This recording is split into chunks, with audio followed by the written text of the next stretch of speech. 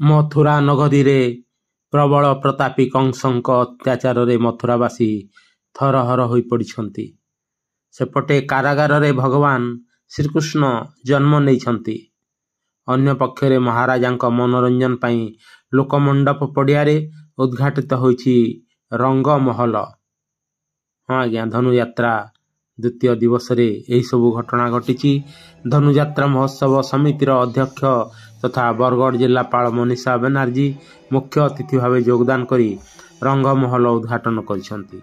ଆବାହକ ସୁରେଶ୍ୱର ଶତପଥୀଙ୍କ ସଂଯୋଜନାରେ ବିଧାୟକ ଦେବେଶ ଆଚାର୍ଯ୍ୟ, ନଗରପାଳ କଳ୍ପନା ମାଝୀ ପ୍ରମୁଖ ଯୋଗଦାନ କରିଥିଲେ। ଜିଲ୍ଲା ଓକିଲ ସଂଘ ସଭାପତି ଭୀଷ୍ମଦେବ ସରାଫ, ରଙ୍ଗମହଲ କମିଟିର ସହ ଆବାହକ ରାଜେଶ ଶତପଥୀ, ନାଟ୍ୟ ନିର୍ଦ୍ଦେଶକ ଅଶୋକ ବେହେରା, ଗୋପାଳ ଦାସ, ପୂର୍ଣ୍ଣଚନ୍ଦ୍ର ଦାସ, ହରିହର ପ୍ରଧାନ ପ୍ରମୁଖ ଉପସ୍ଥିତ ଥିବାବେଳେ ରଙ୍ଗମହଲ କମିଟିର ଆବାହକ କିଶୋର ମିଶ୍ର ଧନ୍ୟବାଦ ଅର୍ପଣ କରିଥିଲେ।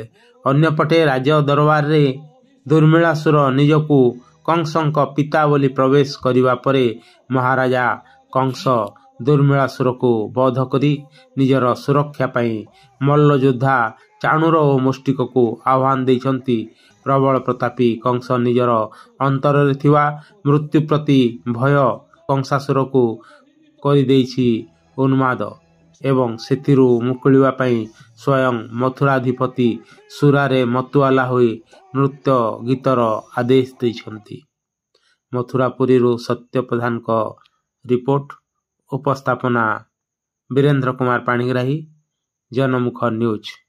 ନମସ୍କାର। ଯଦି ତୋର କନ୍ୟା ଦେବକୀର ବିବାହ ପରିଗ୍ରହଣ ନ କରିବୁ, ମୋର ବୀର ପୁତ୍ର କଂସର ଅଭିଶପ୍ତ ଖବର ପାଇ ଆଜି ମହାରାଜ ଉଗ୍ରସେନ ରାଜ ଦରବାରରେ ନୃତ୍ୟ ଗୀତର ଆସର କରୁନାହିଁ। ପୁତ୍ର